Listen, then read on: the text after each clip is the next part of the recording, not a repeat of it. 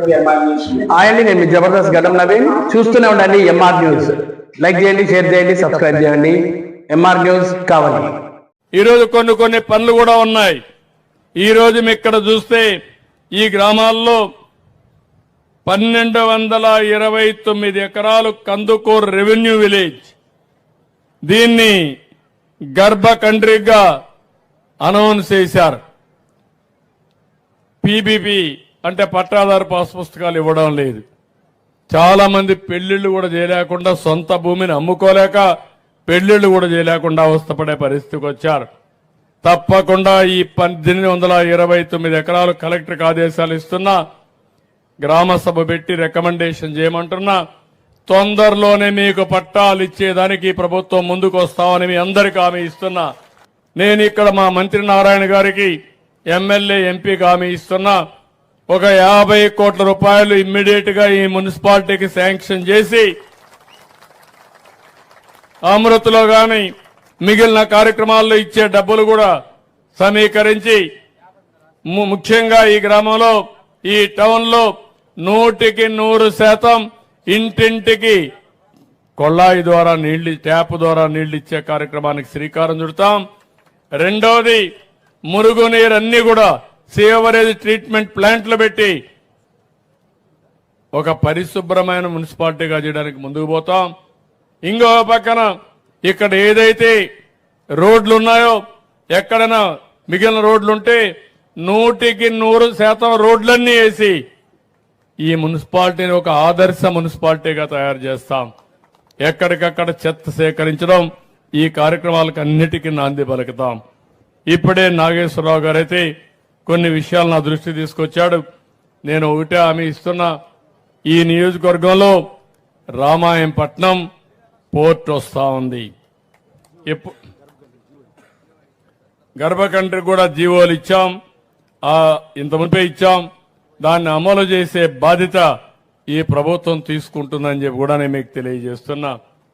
ఏదైతే రామాయంపట్నంలో అది గాని ఆ రోజు వచ్చుంటే పేపర్ మిల్ కూడా ఉన్నది, దగ్గర 26,000 కోట్లతో ఆ రోజు ఒక ఫ్యాక్టరీ శాంక్షన్ అయింది. అది పోయింది కాబట్టి లేట్ అయిపోయింది, వాళ్ళు కూడా వెళ్ళిపోయారు. మళ్లీ ఈరోజు నేను వచ్చిన తర్వాత బీపీసీఎల్ నుంచి దగ్గర 96,000 కోట్ల రూపాయలు, అంటే 1,00,000 కోట్ల రూపాయలతో రిఫైనరీ తీసుకొచ్చే బాధ్యత ఈ ప్రభుత్వం తీసుకున్నాం. శాంక్షన్ చేయించాం. డిపిఆర్ తయారవుతా ఉంది. 4 ఏళ్లలో ప్రాజెక్టు పూర్తవుతుంది. అదే సమయంలో ఈ ప్రాంతం వాళ్ళకు ఉద్యోగాలు రావాలంటే ఏం చేయాలనో ఇక్కడ స్కిల్ సెంటర్ పెట్టి ఇక్కడ ప్రాంతంలో ఉద్యోగాలు ఇచ్చే బాధ్యత ఈ ప్రభుత్వం తీసుకుంటామని కూడా హామీ ఇస్తున్నాను. ఇంకో పక్క ఇండోసోల్ గాని ఇలాంటి కంపెనీస్ కూడా వచ్చే అవకాశం ఉంది. ఈ రోజు ఇక్కడ ఒక టౌన్షిప్ కూడా డెవలప్ చేయాలనుకుంటున్నాను. నేను ఒకటే మిమ్మల్ని అందరినీ కోరుతున్నాను, అక్కడుండే రైతాంగానికి కూడా విజ్ఞప్తి చేస్తున్నా. మీరు అక్కడున్నారు, ఈరోజు పోర్ట్ అభివృద్ధి అయితే మీ ప్రాంతం అభివృద్ధి అవుతుంది. ఈరోజు రాజధాని కోసం రైతులు భూమి ల్యాండ్ పూలింగ్ లో ఇచ్చారు. నిన్న కూడా ఒక రైల్వే స్టేషన్ వస్తే రైతులంతా వచ్చి ఆఫీస్కి వచ్చి, మేము స్వచ్ఛందంగా ల్యాండ్ పూలింగ్ లో ఇస్తాం, మా భూమి కూడా తీసుకోండి, ల్యాండ్ అక్విజిషన్ వద్దని చెప్పే పరిస్థితికి వచ్చారు. ఈ ప్రభుత్వం ఒకటే ఆలోచిస్తున్నాం, ఎవరైనా అభివృద్ధికి సహకరిస్తే మీరు బాగుపడతారు, రాష్ట్రానికి మేలు జరుగుతుంది. ఉండే రైతులకు కూడా విజ్ఞప్తి చేస్తున్నా, మీరు కూడా ముందుకు రండి. అవసరమైతే అక్కడ ఒక టౌన్షిప్ డెవలప్ చేస్తాం. ఒక టౌన్షిప్ డెవలప్ చేసి ఏ విధంగా ముందుకు తీసుకుపోవాలో తీసుకుపోతామని చెప్పి కూడా నేను మీకు తెలియజేస్తున్నా.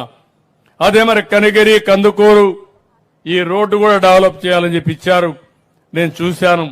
తప్పకుండా ఈ రోడ్డును డెవలప్ చేయాల్సిన అవసరం ఉంది. దాన్ని ఏ విధంగా డెవలప్ చేయాలనో డెఫినెట్ గా డెవలప్ చేసే బాధ్యత, తొందరలోనే పని ప్రారంభించే బాధ్యత ఈ ప్రభుత్వం తీసుకుంటామని చెప్పి కూడా నేను మీకు తెలియజేస్తున్నాను. అదే మరిగా ఎమ్మెల్యే గారు ఇంకా చాలా విషయాలు చెప్పారు, అవన్నీ కూడా నేను రాసుకున్నాను. ఎన్ని వీలైతే అన్ని పనులు చేస్తామని చెప్పి కూడా నేను మీకు తెలియజేస్తున్నాను. ఇక్కడికి వచ్చినప్పుడు దగ్గర ఒక 37 మంది రిప్రజెంటేషన్లు ఇచ్చారు. ఈరోజు 3వ స్వచ్ఛ ఆంధ్రప్రదేశ్ కార్యక్రమం కందుకూరులో పెట్టడం నా అదృష్టంగా నేను భావిస్తున్నా. నా జీవితంలో ఎప్పుడూ మర్చిపోను. జిల్లా విషయం కూడా నా దృష్టిలో ఉంది. వీలైన తొందరలో నిర్ణయం చేస్తాం. ఎందుకంటే చెప్తానయ్యా, అంటే రాష్ట్రంలో ఇంకా కొన్ని రిక్వెస్ట్లు ఉన్నాయి. అవన్నీ కూడా దృష్టిలో పెట్టుకొని కందుకూరులో మీరు అడిగిన సమస్య, సబబైన సమస్య ఏం చేయాలో తొందరలో నిర్ణయం చేస్తామని చెప్పి కూడా మీకు హామీ ఇస్తూ, ఏది కూడా ఎప్పుడు చేయాలనో సరైన సమయంలో సరైన నిర్ణయం, అందరికీ ఆమోదయోగ్యమైన నిర్ణయాలు ఉంటాయి. అంతేగాని నువ్వు అడిగావని చెప్పావనుకో అందరూ అడుగుతూ ఉంటారు. అడిగితే చేసే ప్రభుత్వం కాదు, మీ మనోభావాల ప్రకారం పనిచేసే ప్రభుత్వం అని మరొక్కసారి మీ అందరికీ హామీ ఇస్తున్నా. గౌరవ ముఖ్యమంత్రి వర్యులు కొన్ని సంవత్సరాల క్రితం నుంచి కందుకూరు మండలంలో ఉన్న గర్భకండ్రిక ల్యాండ్స్ కి విముక్తి కల్పించి ఈరోజు ఆల్రెడీ మెమో కూడా ఇవ్వడం జరిగింది. కందుకూరు నియోజకవర్గంలో ఉన్న 4 గ్రామాల ప్రజల తరఫున